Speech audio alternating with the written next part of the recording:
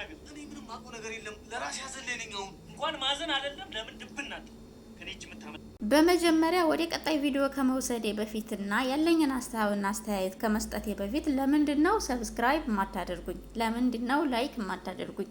ለምንድነው ሀሳብ አስተያየት ማሰጡኝ? ለምንድነው? ላይክ እና ሰብስክራይብ አድርጉኝ፣ አበረታቱኝ፣ አግዙኝ። ኢንሻአላህ ያለ ፍቃድ ከሆነ እኔም ደግሞ ከፍ ብዬ የራሴ በጎ ዩቲዩብ ብዬ የከፈኩበትን ያንን አላማዬን እንድሰራ አግዙኝ። ምናልባትም አላማዬና ሀሳቤ ዩቲዩብ መስራት ይህ ላይሆን ይችላል። ይህንን ስራ የምሰራው ዩቲዩቤን ለመያዝና ዩቲዩቤን ለማራዘም ነው። እዚህ ቦታ ላይ ሆኜ ሌላ ምንም የምሰራው ነገር ስለሌለኝ ወደዚህ ስራ የገባሁት ወድጄ ሳይሆን በቃ ተገድጀም አይደለ ግን ወድጀም አይደለ። ስለዚህ አግዙኝና አበረታቱኝና ትንሽ ከፍ ልበልና እኔ መስራት የምፈልገውን በጎ ዩቲዩብ ብዬ የከፈኩትን የዛን አላማ እንድሰራ አግዙኝ እላለሁ። አሰላሙ አለይኩም ወራህመቱላሂ ወበረካቱ። ውድና የተከበራችሁ የበጎ ቤተሰቦችና የአደይ ድራማ ተከታታዮች እንዴት ናችሁ? አላችሁ? እኔ ጋለሁኝ አልሐምዱሊላህ ሰላም ነኝ። እንግዲህ እልል ብለን ደስ ብሎናል። ናኦል ተይዟል ማለት ነው። ናኦል ተይዞ እየተደበደበ ነው፣ ታግቷል ማለት ነው። እንግዲህ እገታው መቼ፣ የት፣ እንዴት፣ ወዴት፣ እነማን ታውቁታላችሁ። ስለዚህ ታግቶ እየተመታ ነው። አረ ተውኝ፣ እኔ ለራሴ አዘንተኛ ነኝ። እናንተ ስለምትሏት እኔ እማቀው ታሪክ የለኝም አላቃትም ቢልም ግን ሊሰሙት አልፈለጉም። እየደበደቡት ነው። ግን ደጋረጉት እንዳትሉ እሱም ወዶ ስላልሆነ ያን ስራ የሰራው። እንግዲህ ሊዱና አደይ ከታገቱበትና ከተያዙበት አንድ ክፍል ከዘጋባቸው ናኦል ያወጣቸውና ወደ ቤተሰቦቻቸውና ወደ እህት ወንድሞቻቸው ከደባለቃቸው በኋላ እሱን ሊመቱትም የፈለገ ነገር የተለያየ ነገር ሊያደርሱበት በሞከሩ ሰዓት እንግዲህ ፍቅርም የሱን ስራ እያወቀች የሱን እሳቤው ምን እንደሆነ ከማንም በላይ እሷ ወደ ቤቱ እንዳመጣችውም ግን የሱን ስራ ደግሞ ከቤት ወደ ቤት ታመጣችው በላይ ግን የሱን ስራ ስለምታውቅ ብታውቅም እሱን ልትገድፈው አልፈለገችም። እንግዲህ ባርኮት እና ደብ ሊመቱት ብድግ ባሉ ሰዓት ግን እንዳትነኩት፣ እንዳታባሩትም ምንም ነገር እሱ አልሰራም፣ ምንም ነገር አላጠፋም ብለው ለመከራከር እጅጉን በጣም ችለዋል ማለት ነው። እንግዲህ እንደዛ ሲከራከሩለት የሰሙት ቤዛና ፍቅር ምን ቢያስነካችሁ ነው?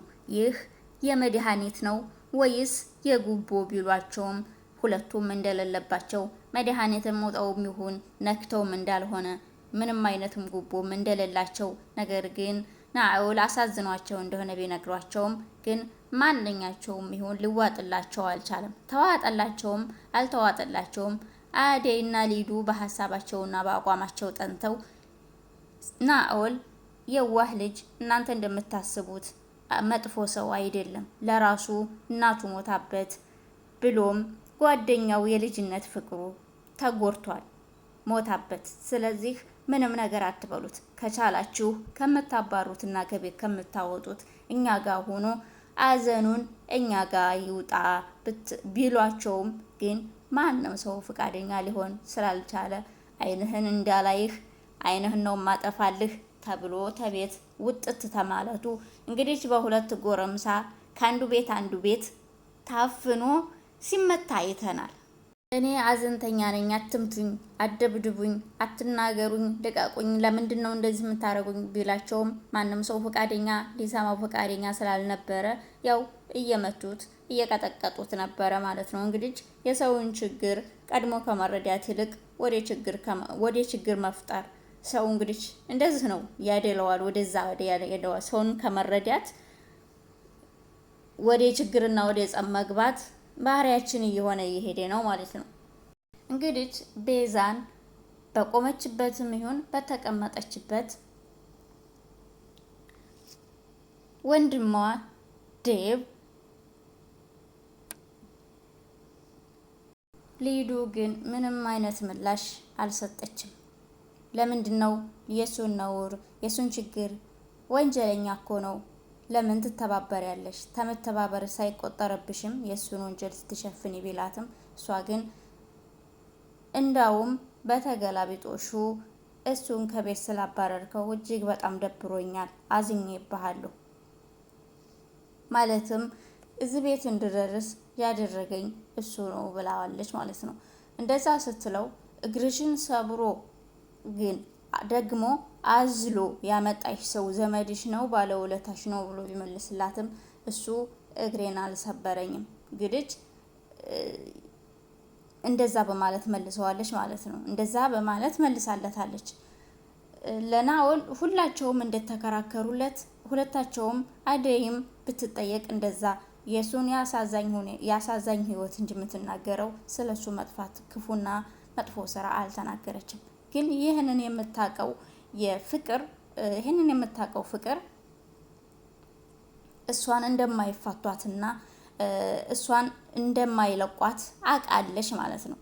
ምክንያቱም የናኦልን ጸባይ ታውቃለች። ለምን እንደዚህ ወደዚህ እንደ ስራ እንደሄደ እንደውም እንግዲህ ሊዱ ተኛችበት ፍቅር እዛ የተፈጠረውን ነገር ንገሪኝ ብትላትም ግን ሊዱ ልትነግራት ፍቃደኛ አልነበረችም።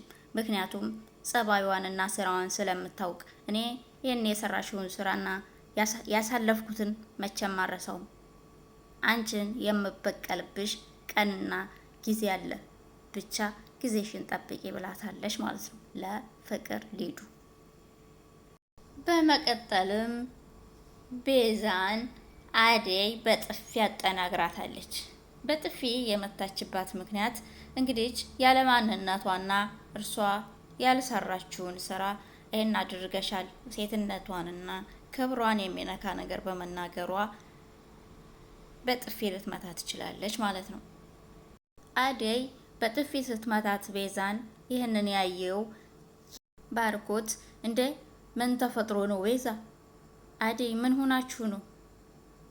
በምንስ ተጣልታችሁ ነው ብሎ ቢጠይቃቸውም ምንም ነገር አልተናገርኳትም፣ ግን ዝም ብላ በጥፊ መታችኝ። የሆነ ጥያቄ ጠየኳት፣ በጥፊ የሚያስመታ ነገር አይደለም ነበር፣ ግን እሷ በጥፊ መታችኝ። አያሃይ ጥጋቧን እያለች ስትነግር ቤዛ ለባርኮት ባርኮትም እንግዲህ ሚዛናዊ በመሆን እንዴ ቤዛ ምን ሆነሽ ነው? አደይ እኮ መጥፎ ነገር እስካልተናገርሻት ድረስ እሷ ሰው ላይ አትደርስም፣ ሰውን አትናገርም፣ በጥፊ የሚያስመታ ነገር ላይ አትደርስም ቢላትም እሷ ድሮም የሚረዳ ሰው እንደሌለኝ አውቃለሁ፣ አንተ እንኳን አትረዳኝም፣ እያየኸው አይደል ፊቴን ብትለውም እሱም አልተዋጠለትም። እሷም ትታው ሄደች። በመቀጠልም ባርኮት እንግዲህ ስራውን አቋርጦ ስለነበረ ወደ ስራው ለመመለስ አደይም ከተገኘች ሊዱም ከተገኘች እኔ ወደ ስራዬ ትንሽ መመለስ አለብኝ ብሎ ወደ ስራው ሊመለስ ችሏል ማለት ነው። እንግዲህ ወደ ስራው ከመሄዱ በፊት ለዴቭ መጥቶ አደይንም ፍቅርንም ቤዛንም አደራሃን ተንከባከባችሁ፣ እኔ ለብዙ ጊዜና